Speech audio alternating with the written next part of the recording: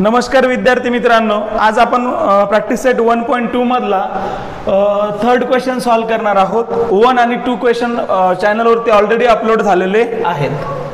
बघा सेकंड मधला थर्ड आहे, सॉरी सेकंड मधला थर्ड। इथे ही एक इक्वेशन दिलेली आणि ही एक इक्वेशन दिलेली, ओके। आणि आपल्याला या इक्वेशन ग्राफिकली सॉल्व करायच्या। आता ग्राफिकली कसे सॉल्व करायच्या बघा। आता आपल्याला या इक्वेशन साठी x + y = 0 साठी एक बॉक्स बनावा लागणार आहे, जसं की मागच्या क्वेश्चन मध्ये आपण केलं।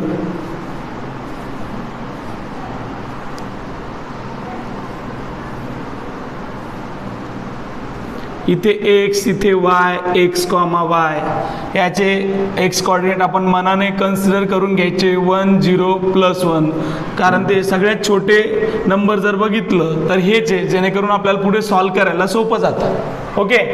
आता बघा इथे आपल्याला x कन्सिडर करून घ्यायचं असतं, y आपल्याला फाइंड आउट करायचं आहे।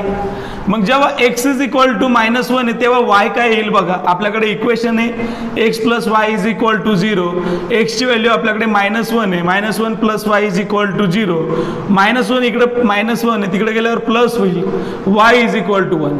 जेव्हा x ची व्हॅल्यू -1 असते तेव्हा y ची व्हॅल्यू काय येते, +1 येते। मग इथे काय येईल, x कोऑर्डिनेट -1, +1, ओके। आता x = 0 ठेवल्यानंतर y किती येतील, तर x + y = 0 आपली इक्वेशन आहे। त्यानंतर आपल्याकडे x ची व्हॅल्यू काय, तर 0 आहे, 0 + y = 0 म्हणजे y काय येईल, 0 येईल। त्यानंतर आपल्याला y काय आलं, 0 आलं, म्हणजे 0, 0 ओरिजिन मधून पास होईल। त्यानंतर बघा x = काय आपल्याकडे तिसऱ्या पॉइंट साठी 1 आहे। इक्वेशन आपल्याकडे काय आहे, x + y = 0, x च्या जागी काय ठेवायचे, आपल्याला 1 ठेवायचे, 1 + y = 0, +1 तिकडे गेल्यावर -1, y = -1। जेव्हा आपण x च्या जागी 1 घेतो तेव्हा y ची व्हॅल्यू -1 येते, म्हणजे इथे काय येईल, 1, -1, x coordinate y coordinate, okay. आता आपण सेम या इक्वेशन साठी लाईन ड्रॉ करण्यासाठी, लाईन कन्स्ट्रक्ट करण्यासाठी आपण 3 पॉइंट काढून घेतले की नाही, सेम तसेच या इक्वेशन साठी पण आपल्याला 3 पॉइंट काढून घ्यायचे लाईन कन्स्ट्रक्ट करण्यासाठी। मग आता सेकंड इक्वेशन साठी एक बॉक्स बनवूयात आपण। 2x - 9 2x - y = 9 या इक्वेशन साठी बनवला बॉक्स आपण।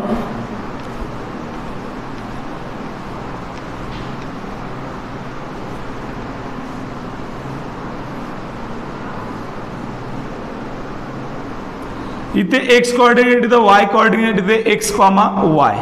आता तुम्हाला माहिती आहे x च्या ज्या व्हॅल्यूज आहेत त्या मनाने पुट करायचे असतात, -1 0 1, आणि त्यावरतून y च्या व्हॅल्यू आपल्याला फाइंड आउट करायचे असतात। आता इथे x ची व्हॅल्यू काय, x = -1 आहे, तर y किती येईल, या इक्वेशनचा यूज करायचा आपल्याला। इक्वेशन काय आपल्याकडे, 2x - y = 9, 2 इंटू x ची व्हॅल्यू किती ठेवायची आपल्याला, -1, -y = 9। आता बघा -2 इंटू -1 -2, आणि हे -y = 9। आता हे -2 तिकडे गेल्यावर +2, -y = 9 + 2, -y = 9 + 2 11 आले, किती आले, 11। जेव्हा x आपण -1 घेतो तेव्हा y कोऑर्डिनेट -11 येतो। -11 कसा येतो तो बघा, इथं y ला जो सिम्बॉल आहे तो त्याला कधीच राहत नसतो, तो त्याच्या व्हॅल्यूला जात असतो, ओके। पुढे आता x = 0 घेऊन बघूयात काय येतं, तर या पॉइंट साठी इक्वेशन काय आपल्याकडे, 2x - y = 9 आहे, 2 इंटू x च्या जागी 0 ठेवायचा, -y = 9, 2 0 चा 0 झालं, काय राहिलं, -y = 9। मायनस सिम्बॉल कधीच व्हेरिएबलला राहत नसतो, तो त्याच्या कोऑर्डिनेटला जात असतो, मग हा जो मायनस सिम्बॉल तो 9 ला जाईल, -9 येईल। मग जर आपण x = 0 घेतलं तर y ची व्हॅल्यू -9 येते, x कोऑर्डिनेट 0 आणि y कोऑर्डिनेट -1। त्याच्यानंतर सेम आपण काय करायचं आता x ची व्हॅल्यू 1 घ्यायची आहे तिसऱ्या पॉईंटसाठी. इक्वेशन काय आहे आपल्याकडे 2x - y = 9. आता 2 × x च्या जागी काय ठेवायचे आपल्याला 1 - y = 9. 2 1 जा 2 - y = 9. आता हे जे 2 आहे इकडे प्लस आहे तिकडे गेल्यावर मायनस y = 9 - 2. आता -y = 9 - 2 7. हा मायनस सिम्बॉल या वायला आपलं वायचा जो मायनस सिम्बॉल आहे तो 7 ला जाईल. y = -7. मग काय आलंय -7. x कोऑर्डिनेट आला 1 आणि y कोऑर्डिनेट आला -7. आता आपल्याला दोन्ही इक्वेशनचे काय भेटलं, दोन्ही इक्वेशनचे 3 पॉइंट भेटले आपल्याला. आता ते प्लॉट करून आपल्याला काय करायचं आहे ग्राफमध्ये 2 लाईन कन्स्ट्रक्ट करायच्या आहे. बघा आता हा ग्राफ आहे. या ग्राफवरती आपण या इक्वेशनचे पॉइंट पुट करून त्याची लाईन ड्रॉ करूयात. आता पहिला जर पॉइंट तुम्ही बघितला तर काय -1, 1 आहे. मग आता याचा x कोऑर्डिनेट काय, पहिला काय असतो नेहमी x चा कोऑर्डिनेट असतो, दुसरा कोणाचा असतो y चा असतो. मग x कोऑर्डिनेट काय याचा -1 आणि y कोऑर्डिनेट किती आहे 1. म्हणजे x ऍक्सिस वर काय शोधायचं आपल्याला -1 आणि y ऍक्सिस वरती 1. इथे आला हा पॉइंट. त्याच्यानंतर 0, हा कोऑर्डिनेट इथे येतो. दोन्ही ऍक्सिस वरती 0 शोधायचा. आता 0 कुठे इथेच आहे ओरिजिन मध्ये. त्याच्यानंतर इकडे x कोऑर्डिनेट काय शोधायचा +1 आणि y कोऑर्डिनेट काय शोधायचा -1 इथे येते. आलं लक्षात. आता याच्यातून जाणारी रेषा ड्रॉ करायची, कन्स्ट्रक्ट करायची.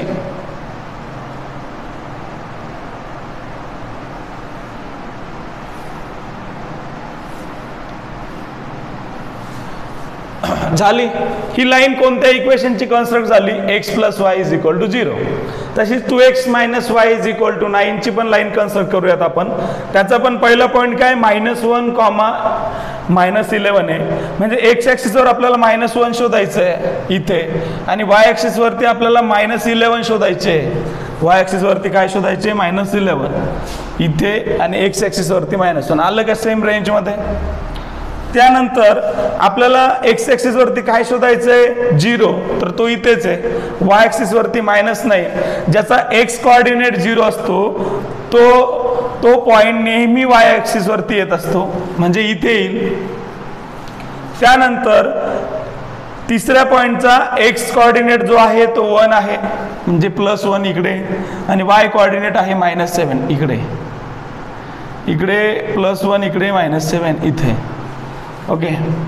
आता याच्यातून जाणारी रेषा ड्रॉ करायची आपण.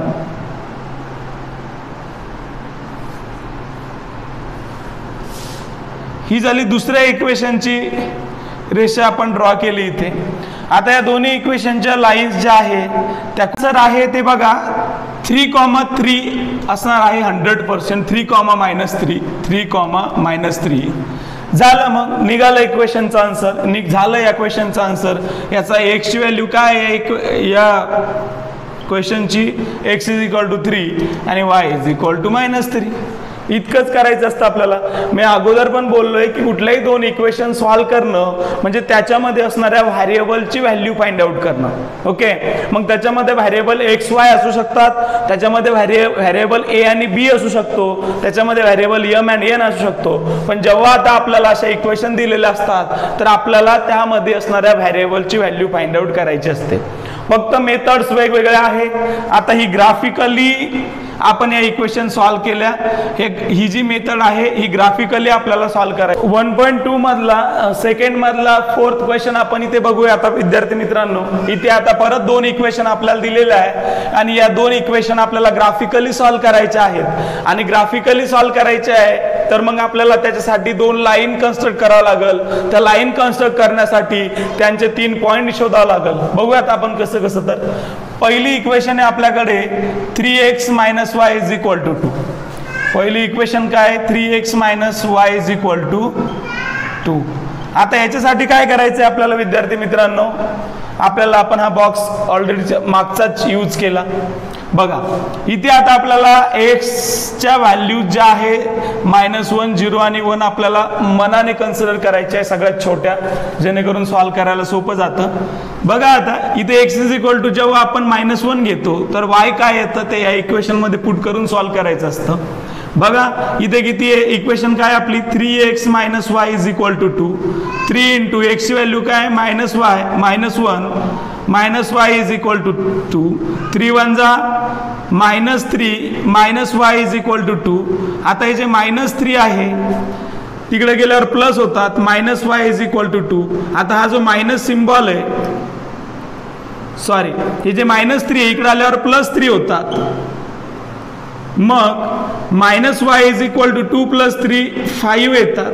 हा जो सिम्बॉल आहे मायनस सिम्बॉल हा त्याच्या व्हॅल्यूला जातो, y इज इक्वल टू -5 येतात. ओके, मग जेव्हा आपण x इज इक्वल टू -1 घेतो तेव्हा y इज इक्वल टू -5 येतं. काय आले मग या पॉईंटचा x कोऑर्डिनेट -1 आणि y कोऑर्डिनेट -5. पुढे सॉल्व्ह करूयात आपण याला. दुसऱ्या पॉईंटसाठी आपल्याकडे x इज इक्वल टू 0 आहे. इक्वेशन आहे आपल्याकडे 3x - y is equal to 2. आता 3 इंटू x च्या जागी आपल्याला 0 ठेवायचे. 3 into 0 - y is equal to 2. 3 0 चा 0 - y is equal to 2. -y is equal to 2 आलं. हा जो मायनस सिम्बॉल आहे तो त्याच्या व्हॅल्यूला द्यायचा, y इज इक्वल टू -2 आलं. जेव्हा x इज इक्वल टू 0 आहे तेव्हा y इज इक्वल टू -2 येईल, म्हणजे 0, -2. त्यानंतर तिसरं इकडे सॉल्व्ह करूया आपण. x इज इक्वल टू आपल्याकडे 1 आहे. इक्वेशन आहे आपल्याकडे तिसऱ्या पॉईंटसाठी सॉल्व्ह करतोय आपण. इक्वेशन आहे आपल्याकडे 3x - y is equal to 2. Okay, आता x च्या जागी काय ठेवायचे आपल्याला 1 ठेवायचे. 3 इंटू x च्या जागी आपण 1 ठेवले -y इज इक्वल टू 2. 3 1 जा 3 -y इज इक्वल टू 2 +3 तिकडे गेल्यावर -3 होतील. -y is equal to 2 - 3. 2 तून 3 रिमूव्ह केले तर -y इज इक्वल टू 2 - 3 -1 येतं. दोन्हीही मायनस असेल तर प्लस होतात. मग इथे y ची व्हॅल्यू आली +1. मग 1, 1. ओके, आता पहिल्या इक्वेशनचे तिन्ही पॉईंट आपल्याला भेटले. आता दुसऱ्या इक्वेशन साठीचे पण तिन्ही पॉईंट आपल्याला तसेच मिळवायचे आहे. आपण आता दुसऱ्या इक्वेशन साठी 2x - y is equal to 3 साठी दुसरी इक्वेशन आहे आपली 2x - y is equal to 3. आता आपण x चे कोऑर्डिनेट -1 0 1 ठेवून घेतले तिन्ही पॉईंट साठी. आता आपण y चे कोऑर्डिनेट फाइंड आउट करूयात. मग बघा आता इथे x इज इक्वल टू जर -1 आपण घेतलं तर आपल्याला y कसा भेटतो, कोण भेटतो बघूयात. आपल्याकडे इक्वेशन काय आहे 2x - y is equal to 3 आहे. 2 into -1 - y is equal to 3.